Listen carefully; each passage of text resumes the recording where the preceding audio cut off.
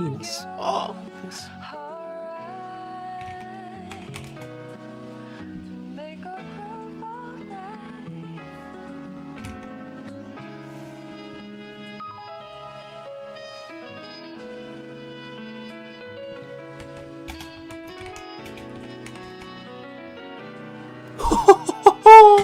Oh, baby, I'm getting so good at these daily games. Holy shit, you'd fucking hope so after a year of playing them straight, but shut up, bitch. We're getting so good. What the fuck? Hey, Max, how's it going, man? How you doing?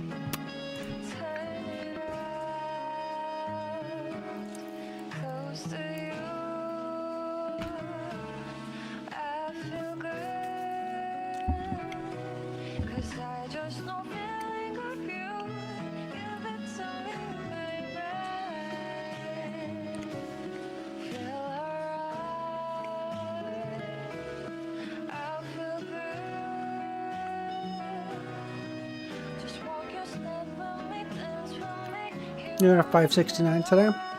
No problem. Thank you, Chris. How's it going, buddy? How you doing? I took a guess. I don't know where we ended.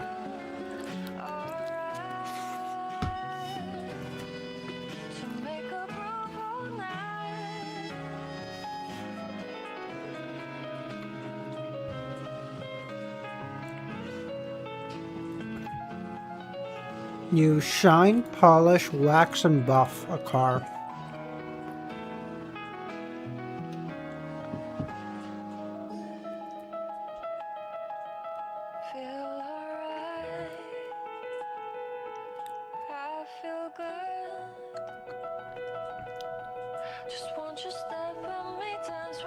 Citrine, honey, amber, ale, translucent golden things. Oh my god, that was kind of what I was thinking. There's no fucking way I got that.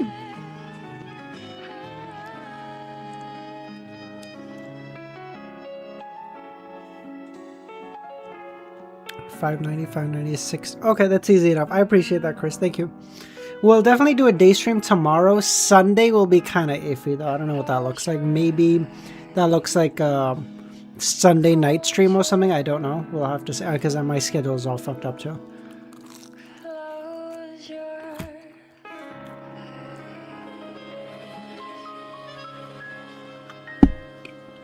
And at least Thursday, I'm missing a stream. Maybe Thursday, Friday next week. I'll have to see.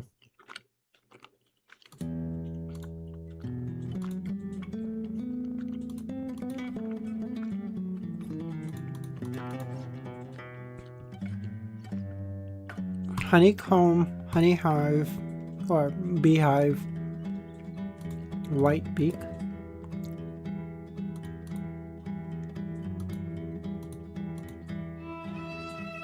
I don't know. I don't know the last one. I have no idea. I'm genuinely just taking a guess with this one.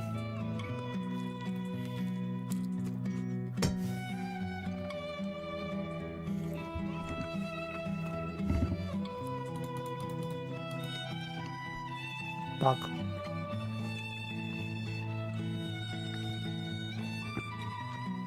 What the fuck? Oh my god, cringe.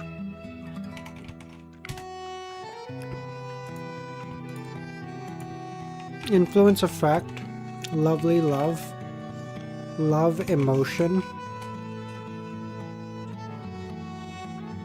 Dude, am I crazy or am I genuinely getting really good at Lexicon? I'm genuinely getting pretty fucking good. That was crazy, right? 3 days in a row. We're genuinely getting the fucking hang of this, boys.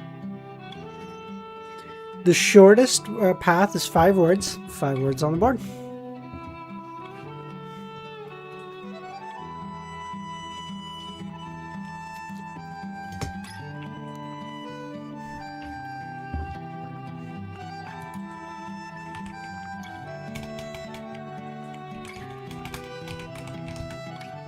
cuddle.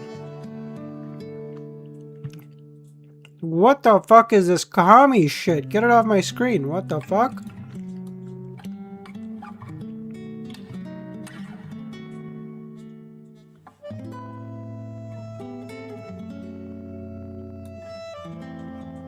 Ah. One off. One off. Sad. Don't say I'm on a good run. You can just say I'm getting pretty good. Why do you have to say it like it's a lucky streak? What the fuck?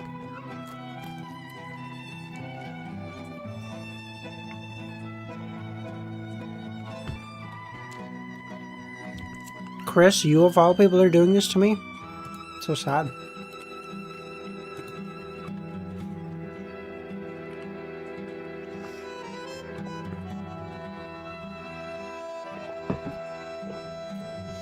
I should be done eating by the time we start reading, so I'm not gonna...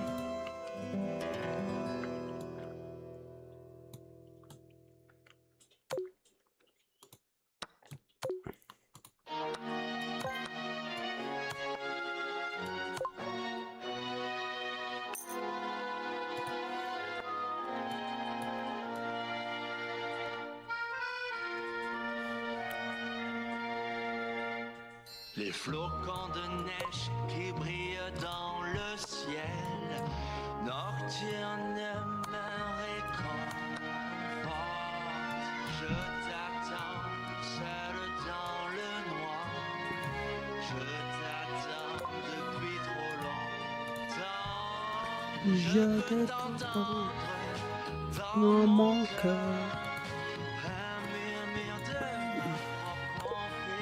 But this can't take. Here, this can't take because of this. Needs to go here, no? Écoute mon cœur.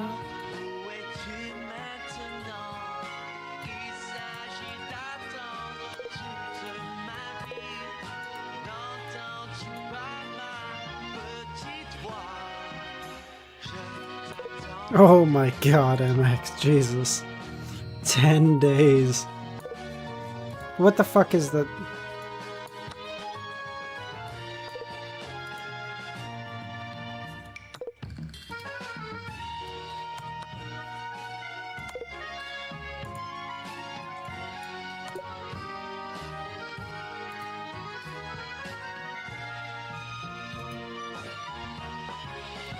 Volume 1 is crazy.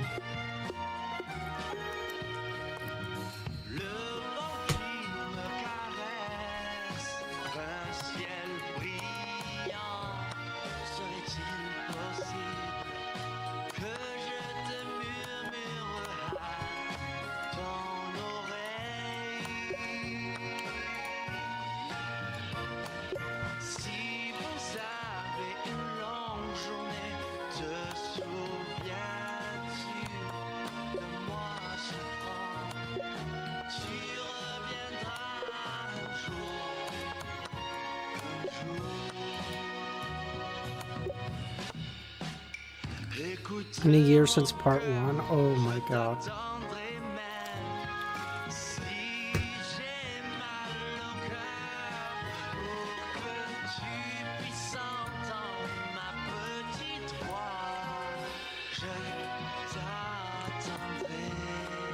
So the Donghua only are ahead of the physical readers? That's insane.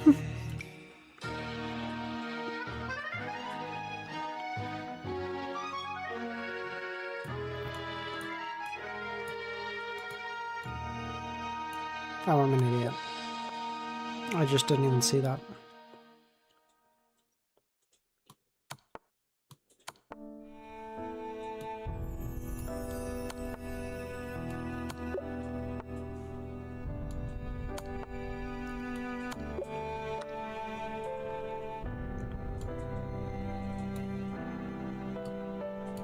Here?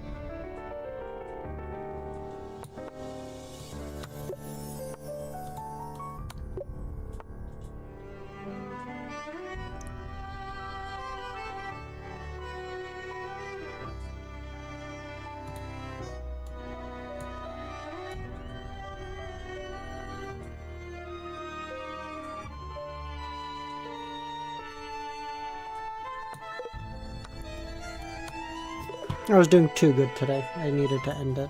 This would have gone on forever.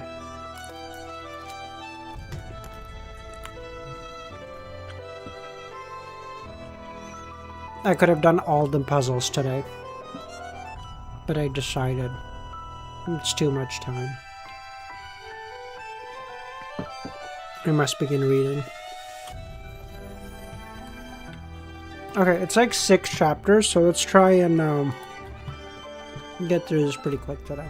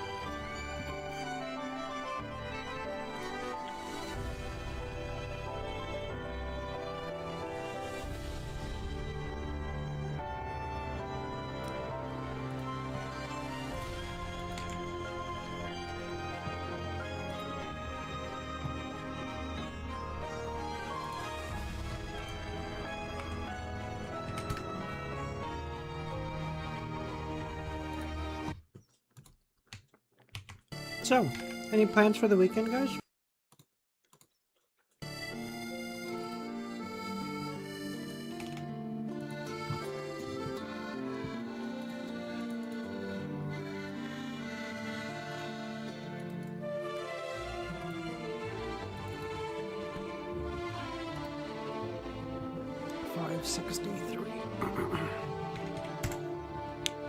Man, genuinely, the book is actually fun to read now, which shouldn't be too much to ask for, but it has been historically, so I'm just glad.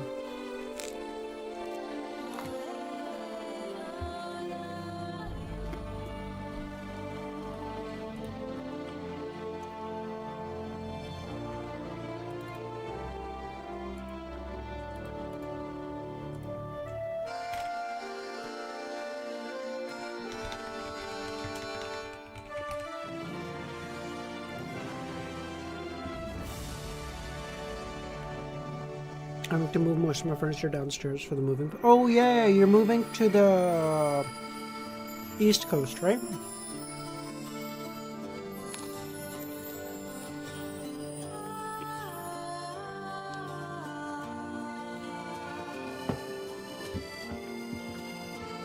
Let's see. I try and make an effort to remember.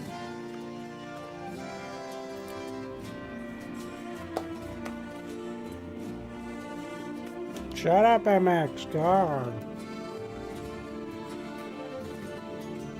Not looking forward to this.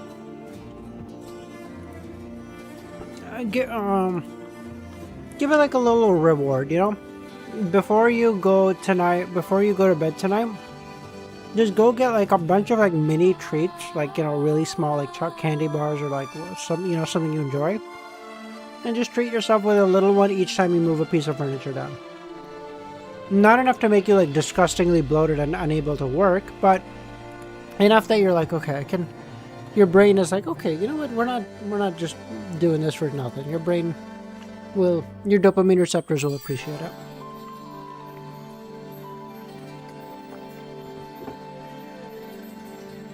You know those really small candy bars you'd get for like Halloween and shit, like that sort of thing.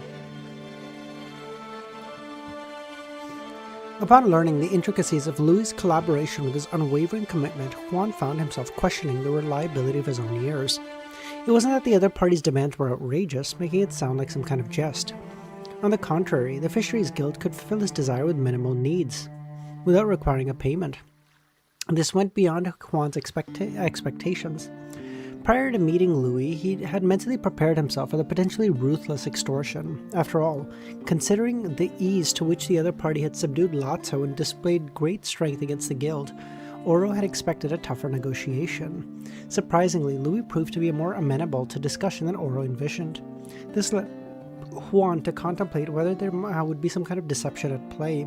He wondered if, in the future, Barry would abruptly turn against him. Lumion observed the wrinkled old man silent, refraining from clarifying his intentions. After careful consideration, Juan sighed. We can accede to your request. However, throughout our collaboration, we will remain vigilant and formulate contingency plans. Pleasure working with you, Lumion smiled. Juan shook his hand and remarked, "You're not as crazy as you seem."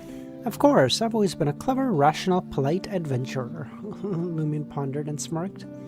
Juan wasn't in the mood for idle chatter. He nodded at Louis and said, Given your preferences for discretion in our collaboration, I should leave, or my visit may become known to others." Lumion took a moment to contemplate. "I'll dispatch my concealed companion to Milo Village tomorrow night. Ensure the surviving sailors from last night's ritual are brought to your main building in advance and kept under control." Agreed. Juan didn't object.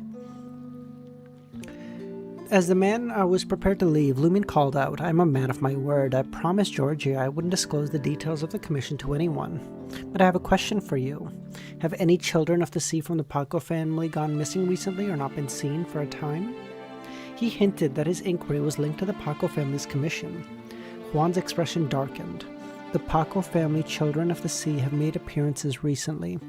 At first, I thought something had happened to Rubio's mother, Martha. Yet it turns out she was fine. No missing children. Where did the lizard come from?" His initial thought was that the Paco family may have been involved with other children of the sea. His second thought was that one of the Paco family children may have been replaced. Is the imposter parading around with the original's face? Lumion couldn't help but associate the substitute and frequent appearances of the person in question with a sequence. Faceless. The previous sequence of marionettist Loki. Could it be that after Loki's resurrection, he infiltrated Port Santa and replaced a key member of the Paco family? Was his goal to set a trap for me and execute something during the sea prayer ritual? With this, Lumion couldn't help but experience a blend of emotions. But upon further consideration, he dismissed the notion. If Loki had substituted an essential member of the Paco family, there wouldn't be a humanoid lizard sighting. He could have discreetly solved the issue and erased all traces, avoiding such a loophole. Moreover, Rubio wasn't the sole child of the sea in the Paco family. Martha, as a maiden of the sea, also wielded the residual power of the sea.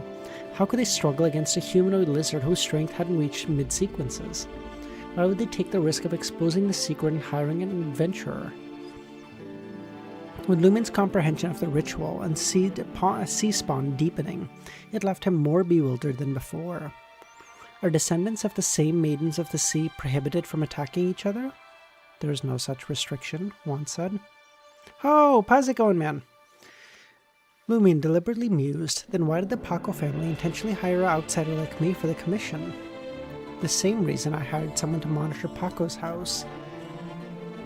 That's why I sent the little devil to interrogate you. That's why I needed Martha.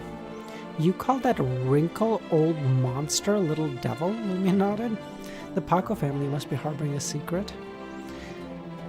He refrained from delving any deeper and watched as Juan turned around. Soon, the cosmic void around him dissipated, and he returned to the draped master bedroom of the suite. The next night, within the ancestral home of the Oro family, a structure only one floor shorter than the residence of the governor of the sea, the building had undergone numerous renovations, showcasing a fusion of antiquated and modern architecture. The floor to the first floor lounge had been shut, leaving only an elderly man with a black cane, Juan Oro, and his grandson, Fernandez Oro, alongside 8 unconscious villagers from the Milo village. Suddenly, a shadow flickered in the corner, and a figure materialized. "Who are you?" Juan asked. "You can call me... I'm Louis Barry's companion. You can call me Charmaine." It doesn't seem like the spirit type Beyonder Lato encountered. Louis has more companions lurking in the dark. Juan rejoiced that he had chosen negotiations first. With these thoughts racing through his mind, he glanced at Fernandez, whose face remained pale. It was common for young lads to be calculating about who suffered and who benefited. "You can start questioning them," Juan said.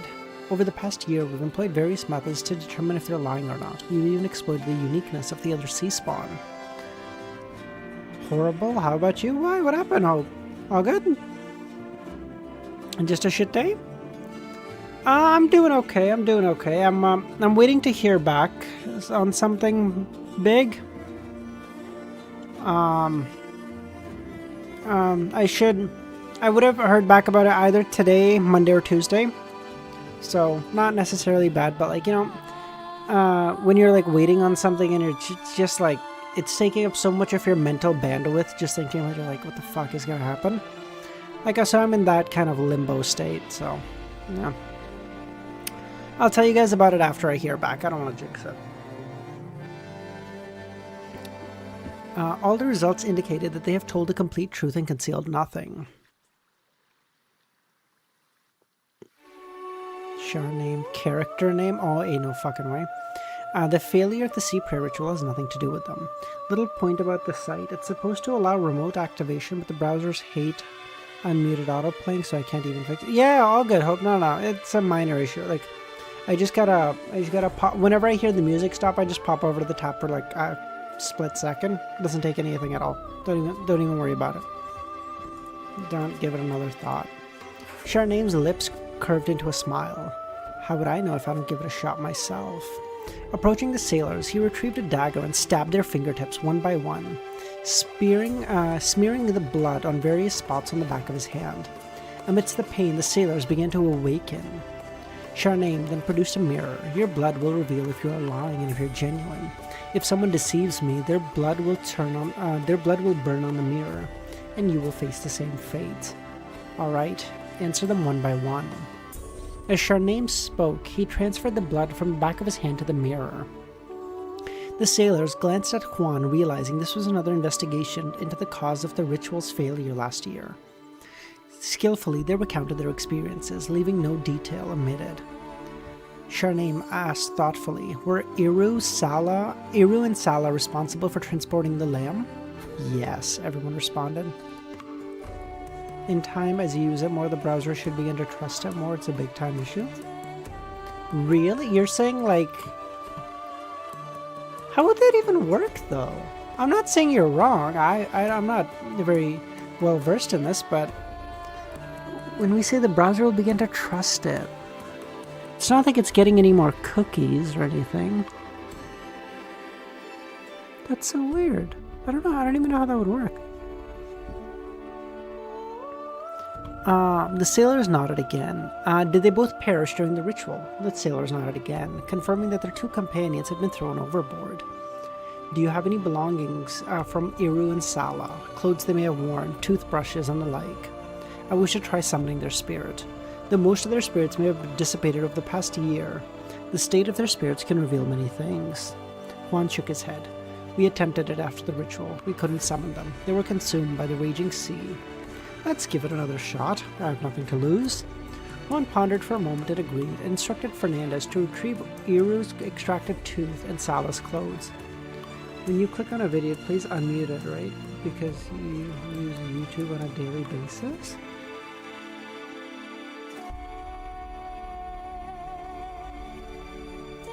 Yeah, but doesn't that happen naturally even if it's your first time using YouTube on that browser? I don't know. I don't actually know the answer to that one. Yeah, again, like I'm not doubting you, Hope. I'm just genuinely trying to work out like how that would work.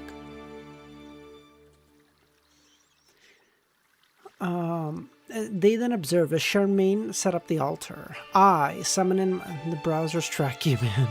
I'm telling you, man. I summon in my name the sailor of Port Santa's Milo village, a man named Iru Adela, the owner of this tooth. A wind blew and the altar's candle flame took on a green hue. A blurry figure materialized. He succeeded? Fernandez's pupils dilated. The figure vaguely resembled Iru, but showed no signs of drowning. Its skin was pale white and swollen. Instead, its face was covered in blood, an evident wound on its forehead. The spectre's eyes brimmed with pain and hatred.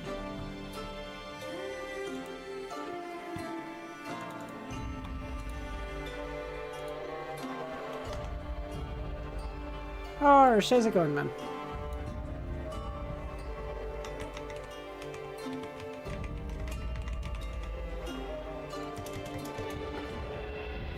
The more you learn, the more you want to get the hell away from this computer. Dude, genuine. I'm sure you guys have seen that meme, right? Hold on. Tech enthusiast.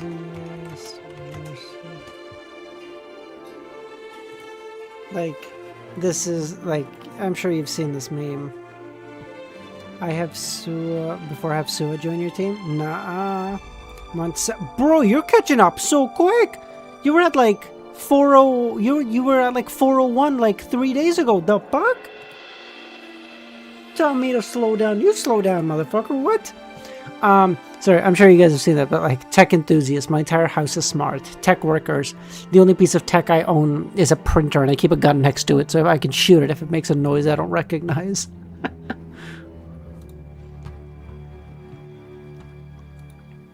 This shit's whack, bro.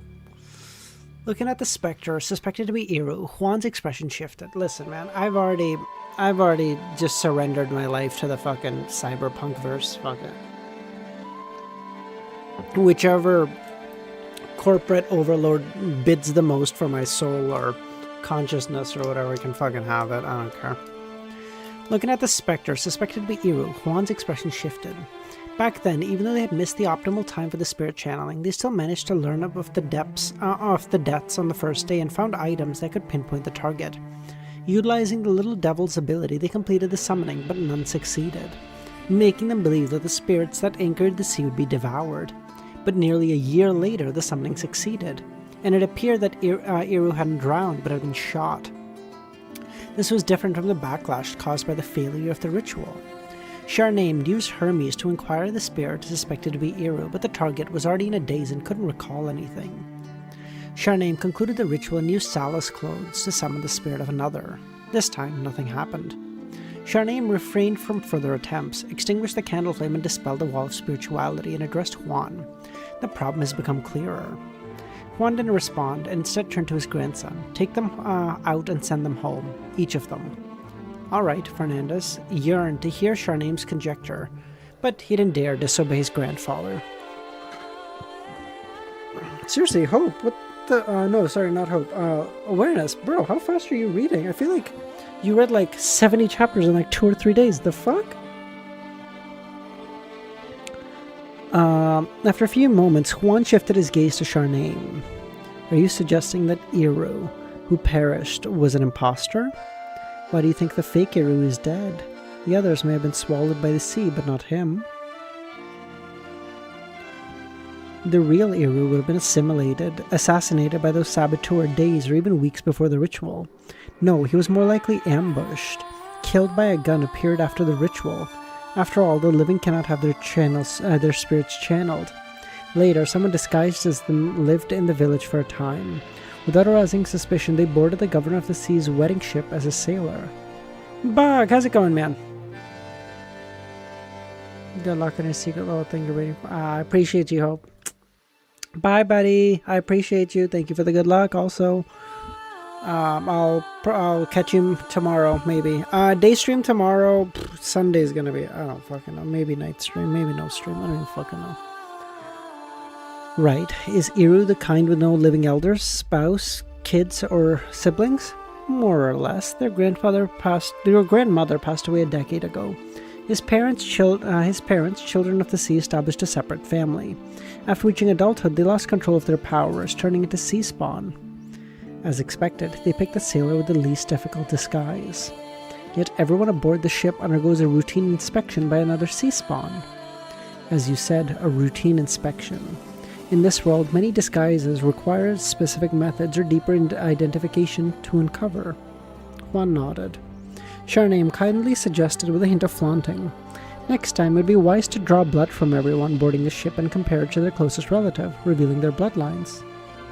That's an idea, Juan agreed. What do those who disrupted the ritual want? Juan asked. We're not certain either, Charname shrugged. When this year's ritual succeeds, we'll release Miguel and I'll allow him to live in Torres. By then, the failure of last year's ritual won't remain a secretive burden. There's no need for us to harm him. Miguel? The false governor. He used to work for the company and his lineage traces back to the village.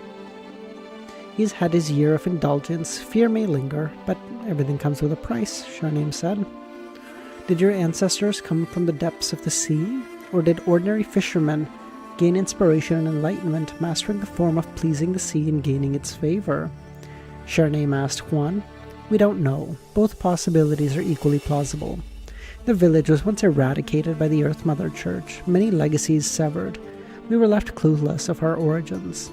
On a personal note, I lean towards the second theory. We are different from typical sea spawn. The children we bear initially resemble humans. It's only as they absorb more of the sea's power that they turn into lizards. Additionally, while our strength weakens, theirs does not. I'm inclined to think the second one too, Charname nodded. Have all traces of the village ancestors truly been erased? There's no evidence left? There's some residual evidence in the underground chamber of the governor of the sea's residence, but just symbols and patterns. Meaningless and indecipherable. If you wish to see them, wait until the vigil ritual. But aren't you concerned about the risk of exposing a collaboration by going over to the governor of the sea's residence now? Fair point. Charname abruptly receded into the shadows and vanished. Juan watched as the adventurer's companion disappeared and sighed. In the master bedroom of the motel, emerging from the shadows, Charname adorned the lie earring from his left ear. Franca, still radiating astonishment, charm, despite her long male attire, tossed the earring back to Lumion. Ah, it's Franca! I thought it was just Lumion, but then I couldn't figure out how Lumion would do all that mirror bullshit. I've discovered traces of Bard, the demoness said. Why Bard and not the other two, Lumion said. Deliberately returning to Trier and bringing Franca back for her assistance, Lumion believed himself inferior to the demoness of pleasure in divination and spirit channeling. Rather than wasting truth serum, he sought Franca's direct help. Additionally, he wanted Franca to assume the guise of another identity, separating him from the adventurer Louis, enabling him to deceive those secretly monitoring him. Franca shared her findings. The fake Eru must first possess powers akin to a faceless, followed by adept thieving skills. Long ago, I know someone mentioned that Bard is a Sequence 6 Prometheus of the Marauder pathway. It's likely he's even stronger now. If others hadn't confirmed that Loki wasn't involved in last year's sea prayer ritual prank, at least not openly, he would have been the most suitable person to impersonate Eru. But now, a Bard is probably more likely. As a mid-sequence beyonder of the Marauder pathway, perhaps he possesses an item similar to Lai. Maybe he prayed to the celestial worthy, undergoing a certain change in physique and appearance. Or he could be imbued with mystical anti-divination and anti-prophecy abilities. Marauder is one of the pathways influenced by CW. Bard's role and purpose in last year's ritual are clear. Lumion smiled. He disguised himself as a sailor, boarded the ship, stole the genuine ring, and replaced it with a fake one, then leapt into the sea, feigning his death. Lumion paused. The question now is, what roles did Mad Lady and Ultraman play in this matter? Mad Lady may handle receiving and communication. For instance, after Bard jumped into the sea, she could teleport over and whisk him away. Only a traveler could do so. Ultraman is likely responsible for providing information from the sea prayer ritual and devising the corresponding plan, but that can't be all. He probably has other roles too. I concur with your hypothesis, but according to the information we have, entering the special waters requires guidance from the children of the sea. How did Mad Lady teleport inside? Was she lurking on the ship too? Or does Bard carry some special coordinates with him? Certainly it's not a physical item, or it would have been discovered. As for Ultraman, I've always suspected that he's a native of Port Santa with a profound understanding of the ritual. My intuition suggests that we can uncover Ultraman's actions in last year's prank and identify his role beyond being the mastermind, and discern April Fool's true motives.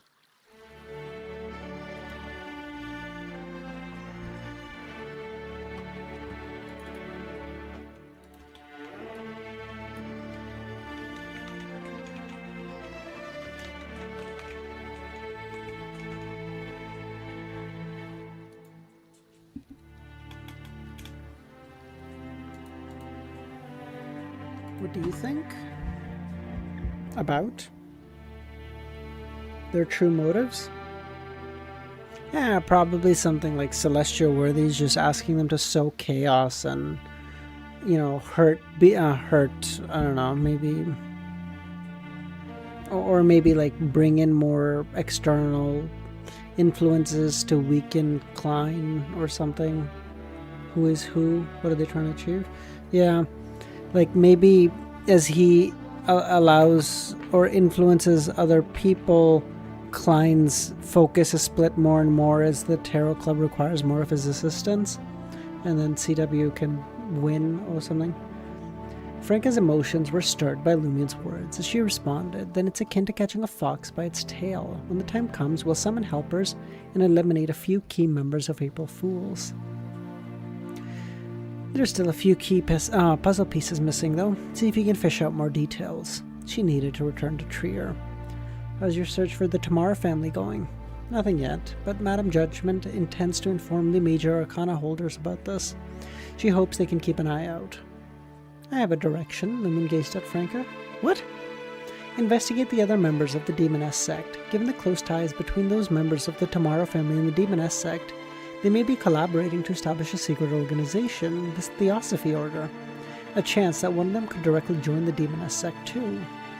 Moreover, considering Madame Judgment's mission for you to infiltrate the Demoness sect, discern the primordial Demoness's state and issue, why not investigate other Demonesses? Are you going to wait until you reach the level of a powerhouse, like the Demoness of Red, before you gather info? Do you believe there will be enough angel-level hunter characteristics to aid your return? Why the Demoness of Red? Frank asked.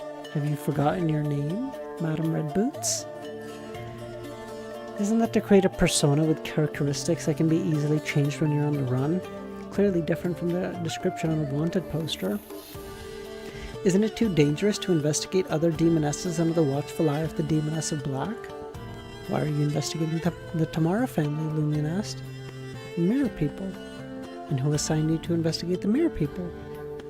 The Demoness of Black. But an intricate balance needs to be struck. The source of the intel must be fabricated nicely, or I'll be suspected. Lumion didn't say anything else, grabbed Franca's shoulder and planned to send her back to Trier. Remember to ask for help when you visit the combat nuns in the future. She arrived at Port Santa in the afternoon and spent a long time using the fake name, name she chose for herself, on Lumion's, and the face on Lumion's fake ID to travel about. With her fluent Highlander, she quickly grasped the folklore and the combat nun style. Don't even think about it, you can't impregnate them. Well, it's not impossible, but dangerous, Franca said. Think about it, Madame Polly. Besides, giving birth isn't the only important thing, Franca continued.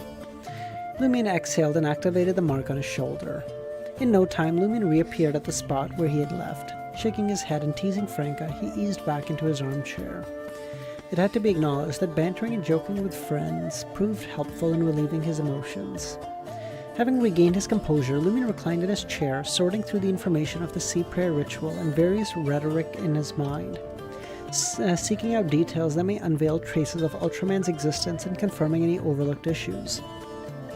As a conspirer, Lumion didn't require jotting down key points on paper. He relied on his eyes to decipher the hints. All the information formed a colossal spiderweb in his mind. After a while, he sat up. A breakthrough had unearthed. Lumion stood and left the master bedroom, spotting Ludwig. Seated across from the boy, Lumion smiled as he retrieved the mutated black spider compound, a special ingredient lacking beyond her characteristics. Can you eat this? Lumion asked. Yes. Lumion took out the mystery prying glasses. Can you eat this? Not yet. Not yet? Lumion stowed away the glasses and placed the mutated spider eye on the table. I'd like you to translate something. If you give me the right answer, it's yours. Okay. Lumion recalled Lato Ghiaro's strange pronunciation and emitted a chattering sound. That's the general idea. I don't know. Ludwig shook his head. But I think I've heard it somewhere. It seems somewhat familiar. Ludwig shoved a mouthful of potato omelette in his mouth and mumbled, "If you can find a creature that understands this language for me to eat, I can translate it." You acquire abilities by consuming something? There's a time limit, and it depends on the situation, Ludwig explained. Were you able to reveal information from the black insects because you consumed one? Yes, it wanted to ambush me. It had been waiting for a long time. Oh my god, that makes so much more sense. I thought he was like an angel level thing that just knew of that. But he was like, nah, I ate one, and it kind of gave me its backstory as it was dying. And I was like, no, before I go, please tell my family in the Hidden Leaf Village that I tried. I was going to be a Chunin when I returned.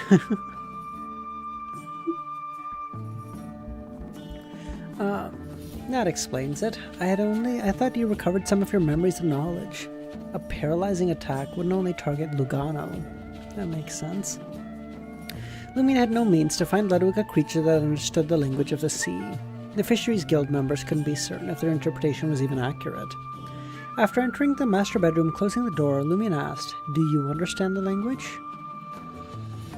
In any case, it doesn't mean we espouse the OC as a sign of true and perpetual dominion. With that, Termiboris fell silent again. You might as well not fucking answer, you idiot. You confirmed my guess but didn't give me anything. Maybe you're just pretending to understand? Ugh. Lumine composed himself and settled back into his armchair. Semi-finalist in music tournament for a big anime streamer? Got him to watch Lord of the Mysteries as they left. Hey, nice. Let's go. The cult shall grow. Let's go.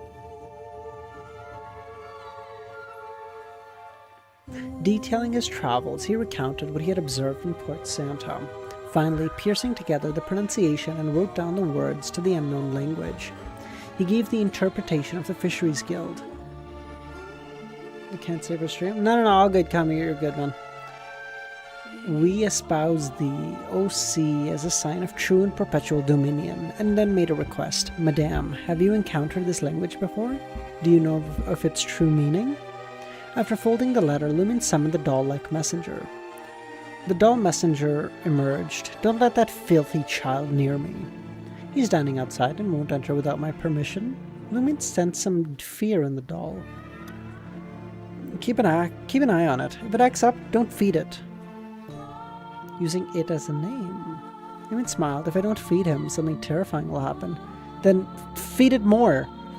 With that, the messenger swiftly withdrew. Lumine concluded the ritual and extinguished the candle flames. He then retrieved a golden pocket watch from the Salle de Baubre and opened it. Rob Ford's daughter's coming to the party tonight. Yo, let's go. Suddenly, he transformed into a shadow, seamlessly blending into the darkness. In the port district atop of the Fisheries Guild castle, Lumine found Lato waiting on a spot resembling a tower. Are you on duty tonight? Lumine pressed down his hat.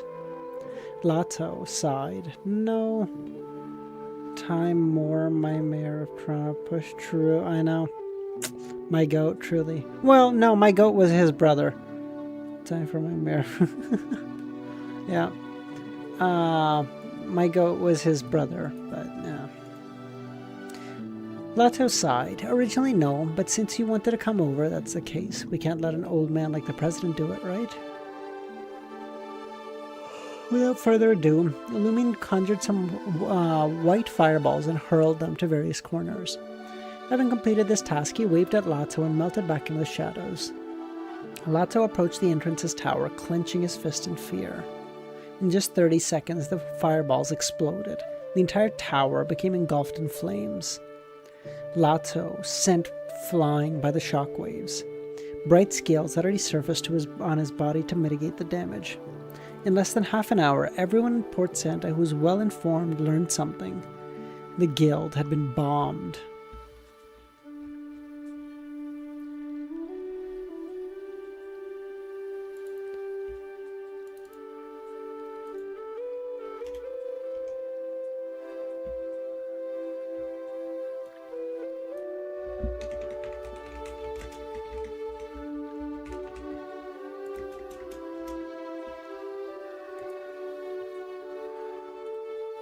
motel, Lumion gazed at the red flames in the port district, turning his head to the distinct commotion.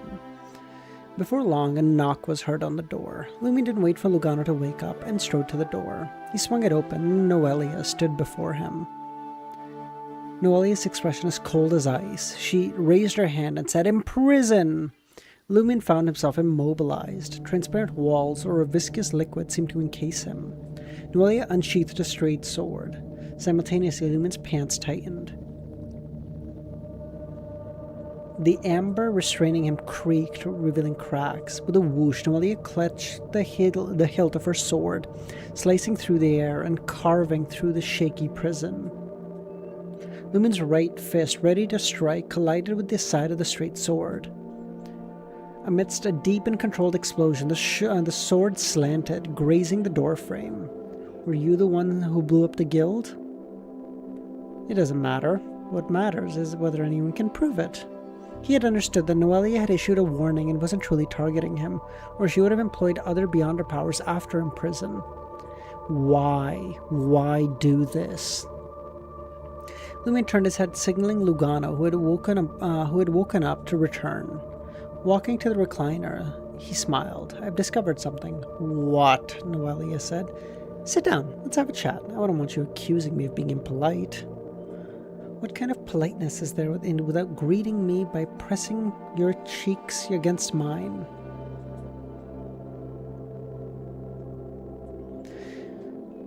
"For instance, last year's sea prayer ritual failed," Lumion said. "What else?" Noelia didn't display any surprise. "Also, the sea prayer ritual is a marriage to the sea. The governor is the husband of the sea, and maidens are the embodiment of the sea. Whether it's the governor of the sea or the maidens of the sea, the offspring they bear are the children of the sea. The first one possesses the purest bloodline."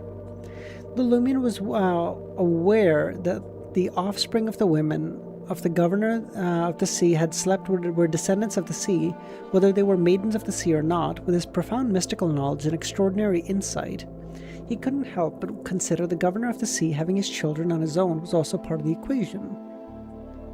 "You've made faster progress than I thought."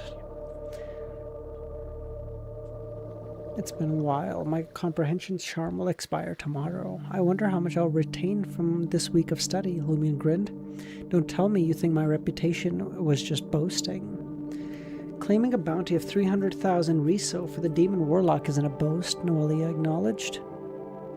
"While many Beyonders wield impressive abilities, their intelligence often falls short, but you're not one of them.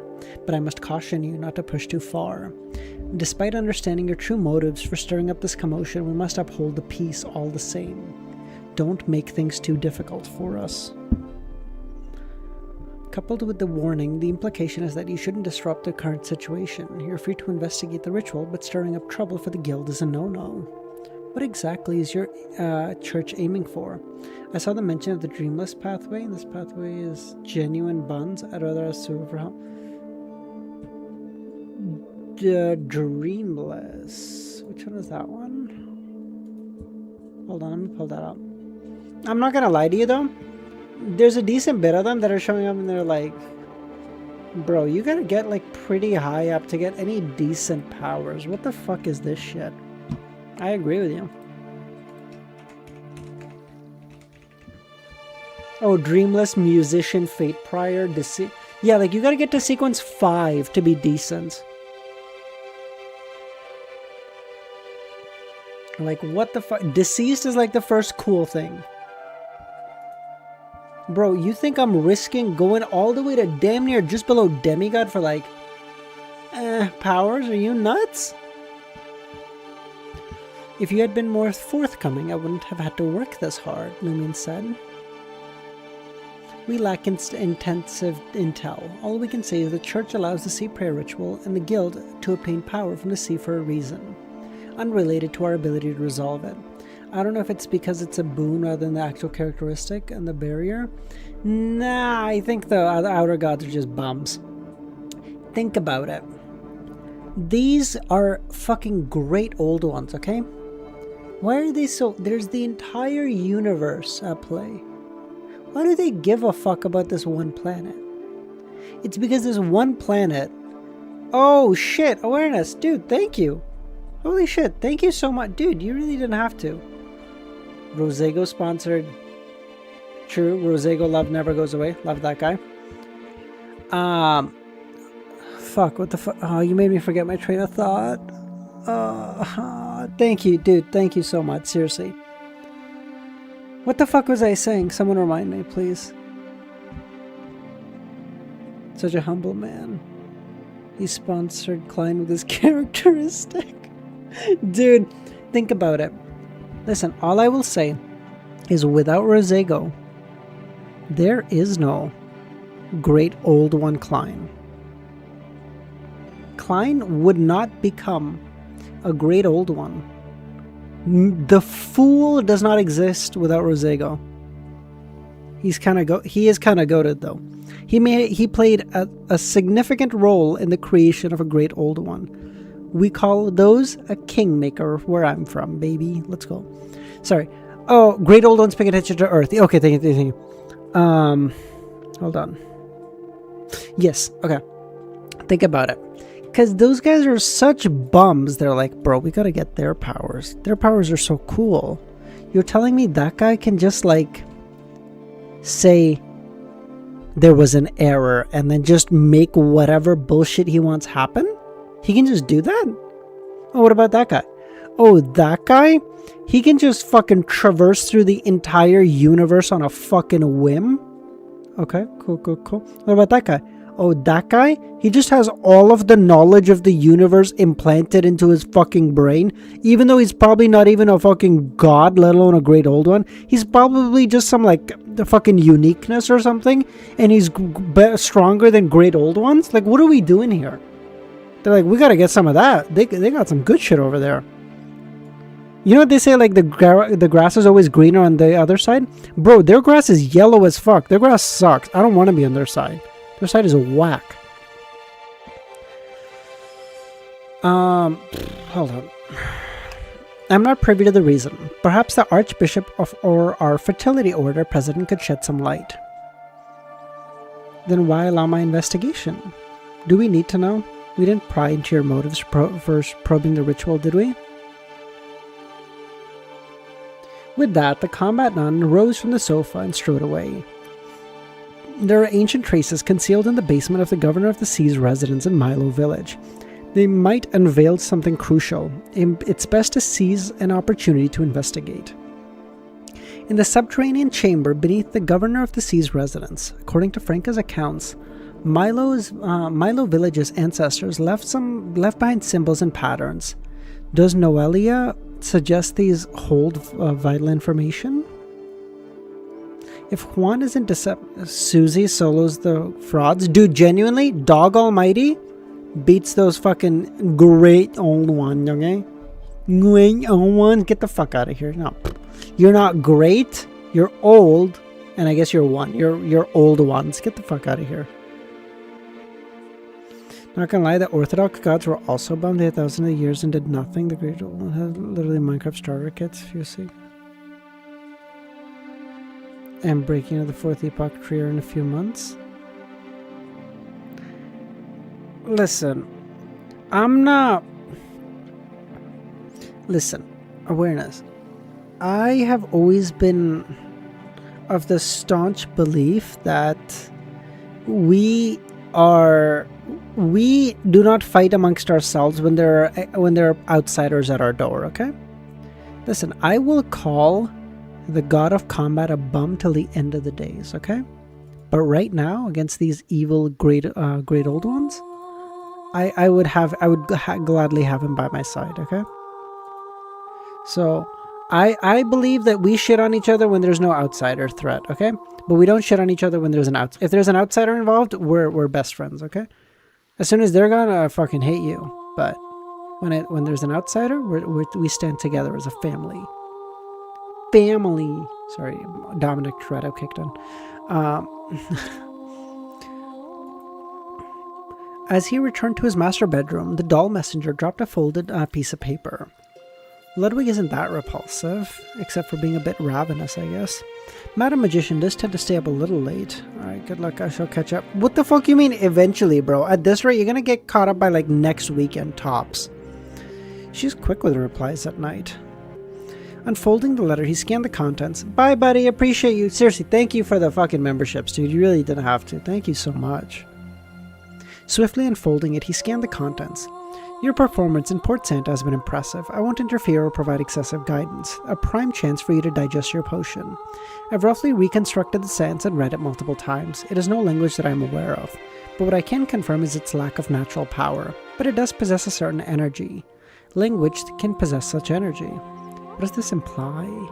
It means that during this sea prayer ritual, it can't serve as a sacrificial language or communicate with beyonder items. So why does the ritual work? The key may lie with the ceremonial ring. There's a good chance it has a distinct appearance, peculiar patterns, and strong spirituality and embedded knowledge. The sentence relies on its pronunciation, structure, and energy to activate the ring.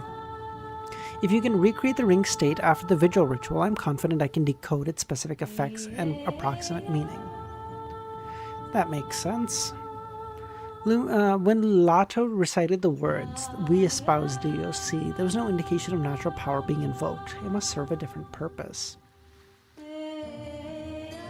The next morning, Lugano led Ludwig through the streets, grabbing breakfast according to the boy's cravings. Out of nowhere, someone passed by and lowered his head and bumped into them. Lugano shifted his body, preventing the person from making contact, going the extra mile by saying, "Be careful." The man pressed something against Lugano's hand, muttered an apology, and melted into the crowd.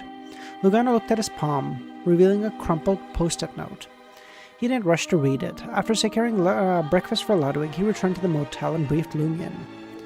Lumion took the note, unfolded it, and in delicate handwriting it conveyed, after last year's ritual, the sea experienced an anomaly. The Orthodox gods being bums? There's something, the astral barrier? The Australian barrier, truly. Yep, that's why we keep all the bums in Australia.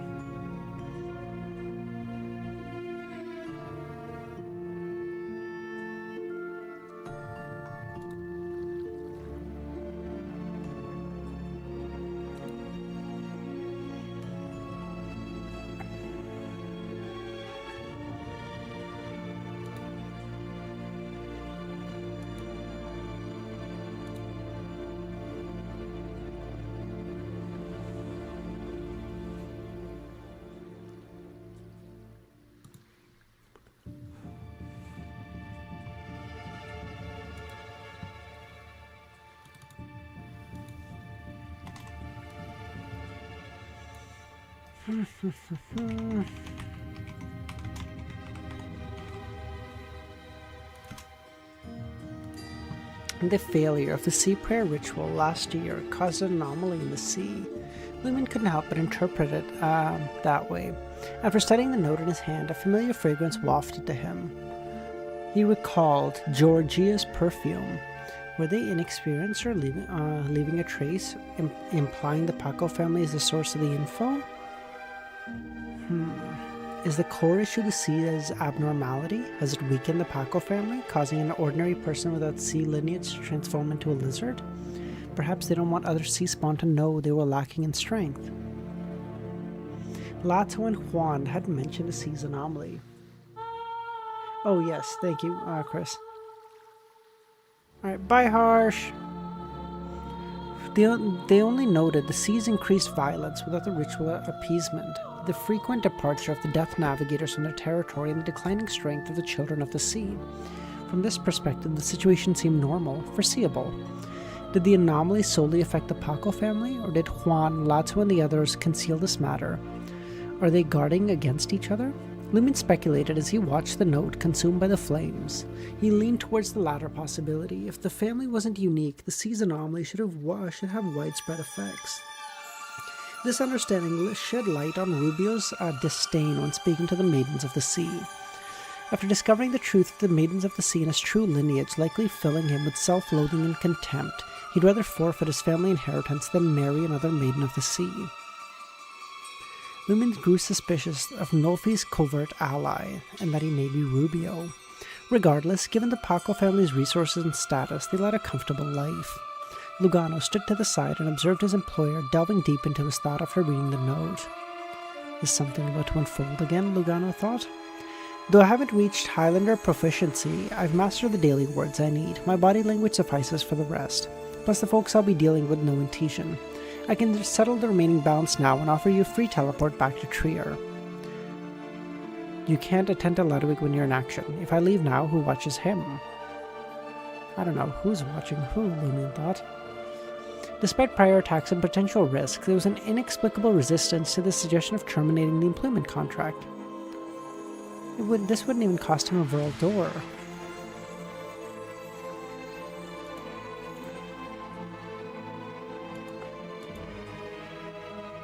Why the just checking out food regular? Yeah, Kami, you're good, man. Why did you ban MX? What the fuck? Or like time him out? What? Considering Lugano's typical behavior, I just clicked twice on YouTube chat and oh, okay. Considering Lugano's typical behavior and personality, Lumion assumed he'd be ready to accept the remaining payment. Perhaps Lugano himself doesn't understand the rationale behind this. Maybe it's just an instinctive choice, Lumion thought. In Milo village, within the Oro family's extensive ancestral home, Juan lounged in the window, by the window, puffing his hookah, his gaze fixed on the sun dipping below the horizon. Abruptly, he turned his head, eyeing a shadow. The darkness stirred as the adventurer, Louis Berry, emerged. Sounds good. Thank you, Kami. Was this your ploy to get number 3? Hey, MX, you say the word, I ban him again. I ban him. You get your number 3 back, and then I'll unban him. Why are you here? Juan sighed. I've got another inquiry and a heads up. What are you plotting now? Tonight, I intend to infiltrate the Governor of the Sea's residence. If I go unnoticed, I'll observe the rooms where the ritual is conducted. If discovered, I'll make a quick exit. It fits my radical persona and purported motives, doesn't it? I'll deflect suspicion from the covert collaboration. What are you getting at? I am curious to see the ring that marries the sea, its engravings and its patterns. I know you've only crafted the ring mold and haven't completed the ritual to infuse it with something special. But after serving as the deputy host 11 times, I'm confident you've memorized the pattern, symbols, and structure. What is your motive? Well, the secrecy. Haven't you heard that the ring's design patterns and structure have long been exposed? When? Did my companion inform you of the true reason behind the ritual's failure? He merely confirmed the fake Iru on the ship. Lumion grinned and shook his head and began unraveling his deductions. Juan listened in silence. Not many are privy to the intricacies of the Ring of the Sea Queen. The fact that the sea spawns seldom inspect the sacrificial offering entrails. Each of them, the children of the sea, the veterans of countless core rituals, are all still alive. Iru and Sala were oblivious. As Juan's words, spoken through gritted teeth, reached Lumion's ears, a realization dawned on him. Ultraman is affiliated with the Fisheries Guild, a child of the sea. There's also a possibility that he's manipulated such an individual. Without such a connection, how could the April Fools possess precise knowledge of the ceremonial ring? Even though I know someone mentioned that Ultraman is a sun pathway beyond her, it doesn't rule out his identity as a child of the sea. Transforming into the child of the sea? I don't think so, Chris. Transforming into a child of the sea and then drinking the sun pathway potion shouldn't pose an issue. The power of the child of the sea resonates with the cosmos, and the sun and the cosmos are inherently compatible. Is April Fool's true motive for disrupting the ritual related to Ultraman or his collaborators' aim to control the power of the palace at the bottom of the sea? If there wasn't a mole, how could the sea prayer ritual be so easily disrupted? He looked at Juan. To Juan, Lumion's words were irrefutable. I must uncover the traitor before the official sacrifice. I may need your help when the time comes. No problem, Lumion said. He walked to the desk, retrieved a pen and paper, and began sketching. Nearly 10 minutes later, staggered over to the man. Lumion glanced at it and recognized 6 patterns, representing front, left, right, back, front, and the inner parts of the ring, the Sea Queen. It's actually useless for you to obtain it. It doesn't have any effect. The corresponding sea spawn will have to use their special abilities to inscribe them on the ring and corrode them for 6 hours to please the sea and gain her recognition. I have no intention of replicating one, Lumion nodded. Is this ring made segment of the visual ritual? Is there no other step? There is. A host will take the ring to the basement and place it in front of the patterns and symbols representing our ancestors for an hour, as a sign of respect to our ancestors. Can you also draw the patterns and symbols representing your ancestors? Juan returned to his desk and was finished in 2 minutes. Lumion noticed the scattered lines and arcs, many details missing. Seeing it in person may allow you to make easier connections, Juan sighed. Then I'll infiltrate the residence tonight. Be careful of the sea spawn there. They have their own specialties. They may not be strong, but they can counter certain abilities of yours. Late at night, under the crimson moonlight, Lumion appeared near the cathedral-like building.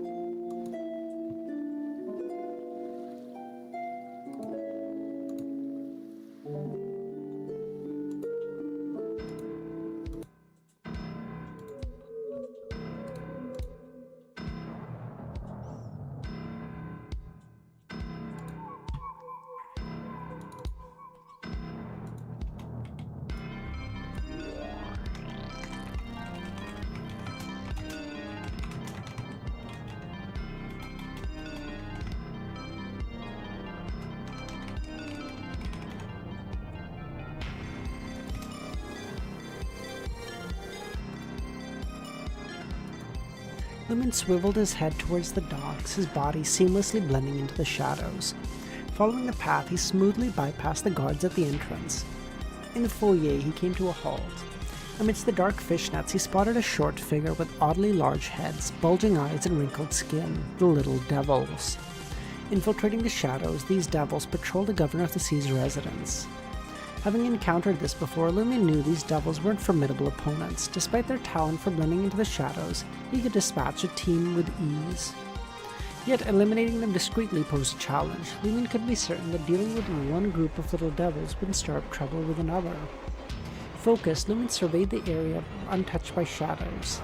Under the crimson moonlight, he discerned vague figures drifting in the void. Fish adorned in gray armor, their bulging eyes resembling meatballs.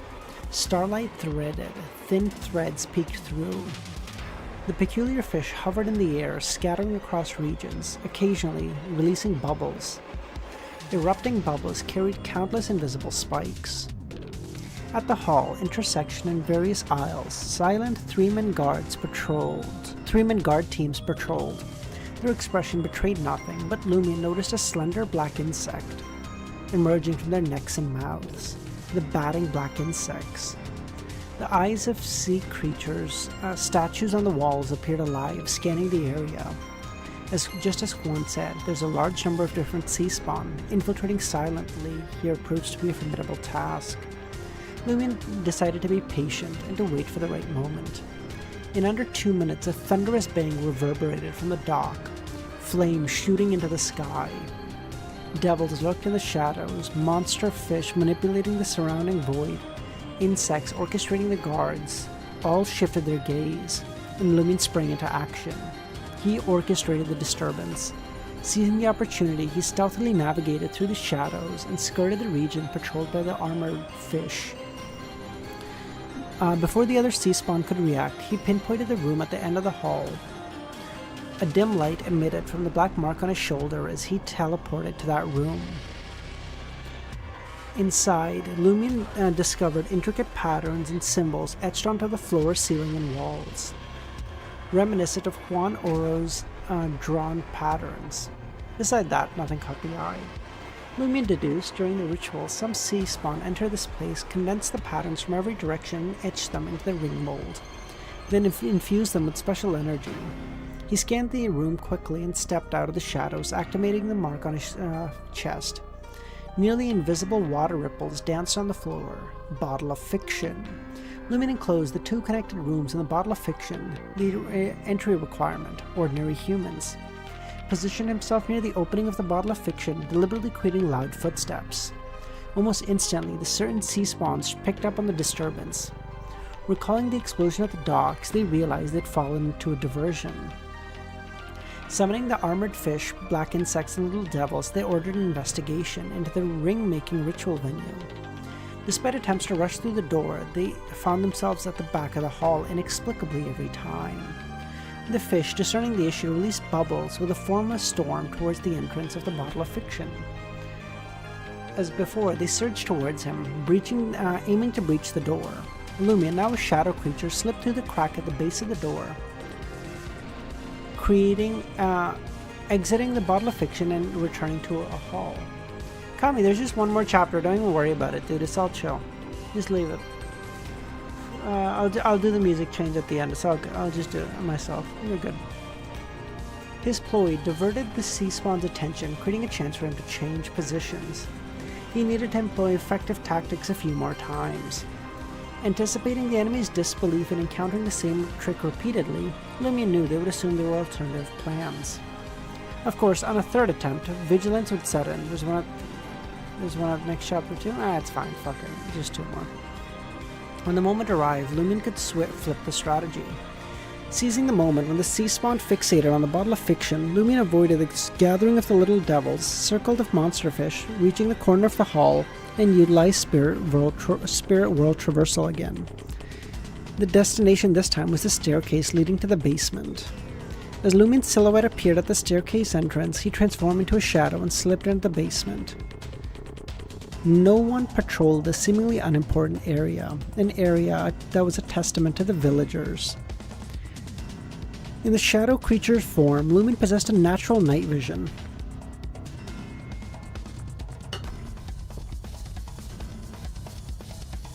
Despite its dampness due to the proximity of the sea, the absence of moldy odor was thanks to the various Beyonder powers in the building. At the center stood a decrepit stone platform reminiscent of an altar for ancient worship. Do these fragmented symbols and patterns constitute the coat of arms for the Milo village ancestors? Or mystical effects? Lumion sensed that Noelia of the Fertility Order had alluded to the revealing nature of the symbols and patterns. What kind of information could it be? The fight is over, right? So just Vanitas now?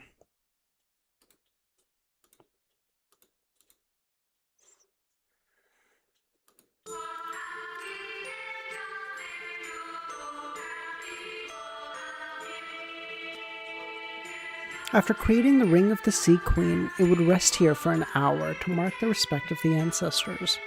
Was it placed here on this collapsed altar? Approaching the platform, Lumion observed no dust accumulation. His heart stirred as he retrieved a louis d'or, placing it on the altar. Nothing happened. Lumion replaced the louis d'or with a gold reseau, mystery prying glasses, boxing gloves, and various other items, yet no anomaly. Lumion pulled out the lie earring and put it there, and a surreal sensation enveloped him. Within the platform, illusory lines and arcs materialized. One pattern featuring layers of doors sketched with simple strokes, the other resembling a clock divided into 12 hands. Something to do with Celestial Worthy?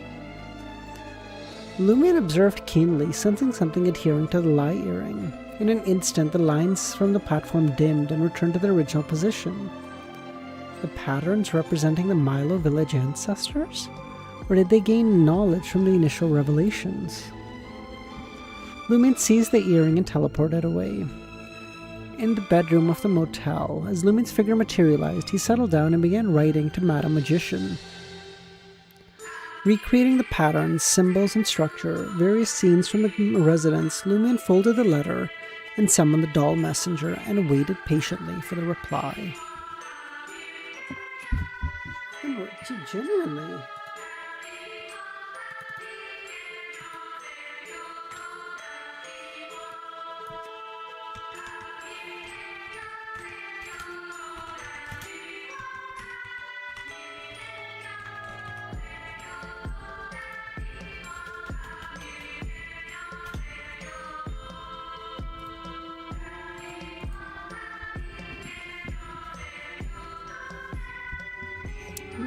died in the first... Bro, genuinely? This motherfucker lived for thousands of years before he died. The crimson moonlight seeped through the not-so-thick curtains, casting its glow on the desk. Lumian perused the freshly acquired Highlander textbook, waiting for over half an hour before receiving a reply. The letter was concise. Let's start with the basics. Combining the patterns, symbols, and structures of the ring, although I can't precisely decipher the meaning, I can break its composition into practical applications. The first part serves to precisely locate the ring, facilitating the subsequent activation of special characteristics and the infusion of energy. The second part involves injecting the energy carried by the words into the ring through resonance in the other forms, activating a magic circle formed by patterns and symbols. Consider the sacrificial ring as a charm. The second paragraph is akin to its designated special activation incantation. In the third part, I suspect it's a ciphertext attached to the ring. In simpler terms, once the ring is fully activated through the first two parts, it records and carries the final ciphertext to the sea to transmit something. Are you following so far? The ceremonial ring is like a special key, functional only after activation. It necessitates the following password to open the door of the target. The actual meaning of "We espouse thee, O sea," as a sign of true and perpetual dominion is roughly akin to a key to unlock the passageway. The password is unknown. Naturally, if it translates directly, it'll differ significantly, but it should capture this essence. Recalling the solemn recitation by the previous governor of the sea, envisioning the act of marrying the sea, anyone familiar with the language burst into laughter. See, what espousal, what dominion. After all the complexity, it boils down to unlocking a door. Contemplating sharing this interpretation with Juan and the others, Lumian pondered their likely reactions. Nah, they wouldn't believe it. A millennia or two of misunderstanding has morphed into faith. Regardless. Collecting himself, Lumian turned to the second page. Next is the more complicated part. The two patterns you witnessed in the Governor of the Sea's basement have a profound history stretching back to the early 4th epoch.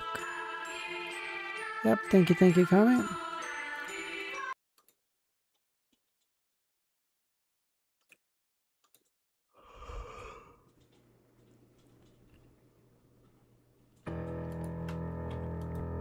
They serve as a symbol of the mysticism and the coat of arms of ancient nobles. One linked to an acquaintance, a familiar angel. Amon! How is it always him? How? Bro, this book's not about you. This book is about Medici. What are we doing? Come on, go away. This is about your babysitter. Ain't no fucking way, bro. Even the main villain of this story is gonna be fucking Amon's babysitter and Amon. Bro. That house must have been a fucking shit show. Amon's coat of arms? Him again? What connection do the ancestors share with the Amons? As Lumian's thoughts raced, he sensed a connection between the sea prayer ritual and the former King of Angels of the Marauder pathway. Reflecting on the key members involved in the prank, Bard, a member of the Marauder pathway, Mad Lady belonging to the neighboring Apprentice pathway, even prayed to the Celestial Worthy, a being with profound influence of the Marauder pathway. While this didn't point directly to the Amons, the gathering of Marauder-related individuals suggested a reasonable association.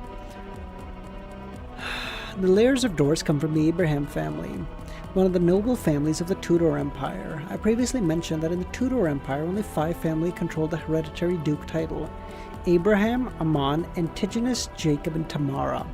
Among them, the Abrahams controlled the apprentice pathway. Apprentices often represent seals. Hey there! Therefore, it's plausible to believe that the sea prayer ritual predates the previous estimations. Tracing back to before the demise of the 4th epoch's Tudor Empire, Encountering matters related to the Tudor Empire sure isn't a coincidence for you, is it? Do you now grasp the essence of the sea prayer ritual? I'm starting to suspect that the village ancestors misunderstood the initial sentence's meaning, leading to the expansion of the sacrifice and vigil.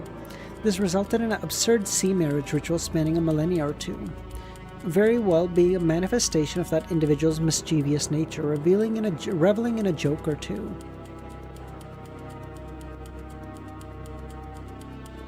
See, that's a prank. Those April Fool's idiots could learn a thing or two.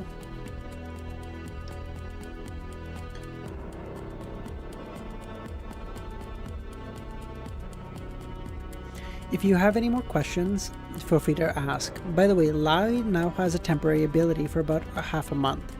It can absorb a specific amount of power from a target, though this power won't endure long. For ordinary people, it may persist for half a year, but for you, it won't last more than a week.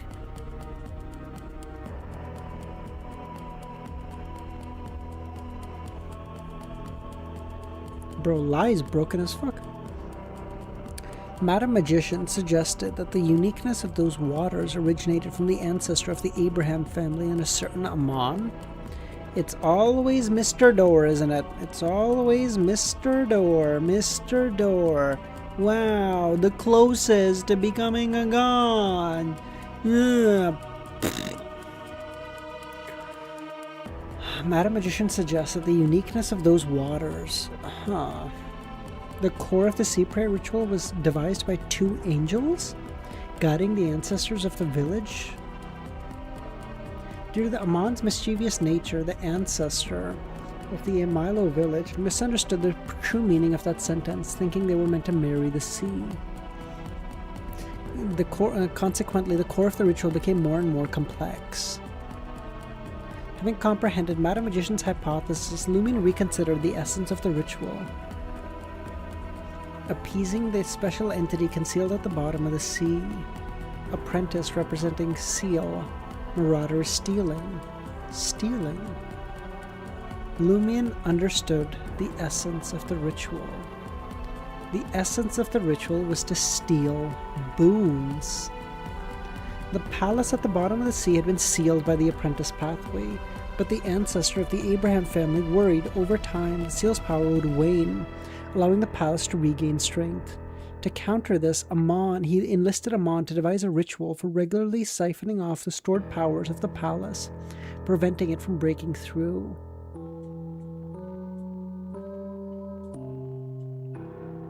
Amon was genuinely helpful?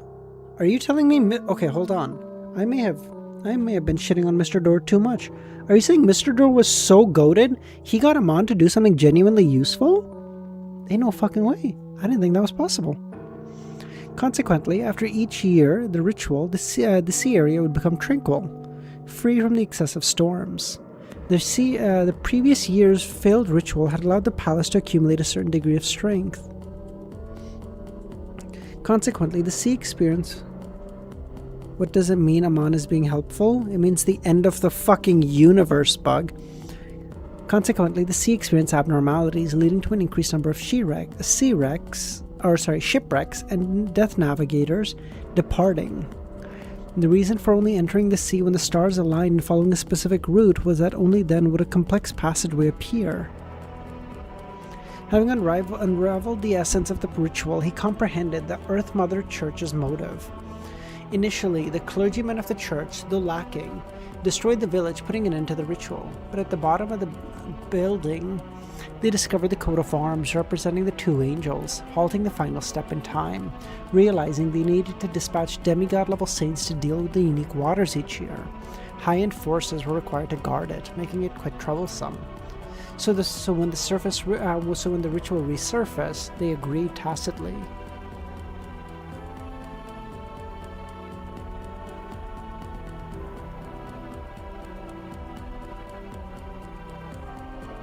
They were homies? Bro, okay, hold on. I may have shit on you prematurely, Mr. Door.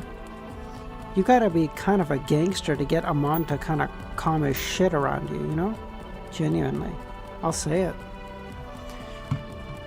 In most cases, the ritual did not adversely affect the innocent. Every governor of the sea possessed a certain amount of sea bloodline, and while the maidens of the sea would eventually transform into lizards, they could alter their fate and enjoy power and wealth for 30 to 40 years. For maidens of the sea seeking free love, the church likely tacitly consented and aided their escape. So why did the fertility order encourage me to investigate? Why did Noelia provide me with some information? The real entity fishing behind the scenes is not the guild, but the Church of the Earth Mother? The failure of last year's ritual alarmed the church, fearing a similar problem this year. Observing Louis' inclination to investigate, they encouraged him, allowing potential saboteurs hidden in the shadows to contact him and capture them all. He was now certain that April Fool intended to break the seal around these waters. So then, if Amon and Bethel are doing something together, I have to imagine it has to somehow affect the third pathway, the seer pathway. Maybe releasing that is like a kind of seal on CW's power or something. I don't know, keeping him down a little bit, and if that unlocks, he gets a little bit more power, so he's telling them to like, hey, this would be a good prank, but really he's just trying to get more stronger. Because if 2 of the 3 pathways are involved, the third one's probably fucking involved. That motherfucker's not sitting it out, you know? Last year, marked by the first step towards breaking the seal, but it hadn't progressed to the point where the palace could breach it. This year, they would undoubtedly create a similar situation again, and if the ritual succeeds, their pranks from last year be in vain. The question now was, what would the key members of the April Fools do? Would they seize the benefit represented by the palace and invade the dangers? More than a week elapsed quite quickly, and in the blink of an eye, the day of the ritual had arrived. After completing his breakfast, Lumion heard the melodic tunes of various musical instruments from the street. With a smile, he wiped his mouth with a napkin and strolled to the window, welcoming the bright sunlight.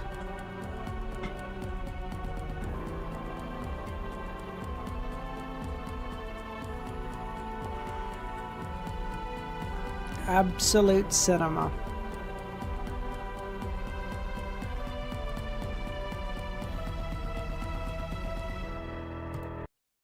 Nice.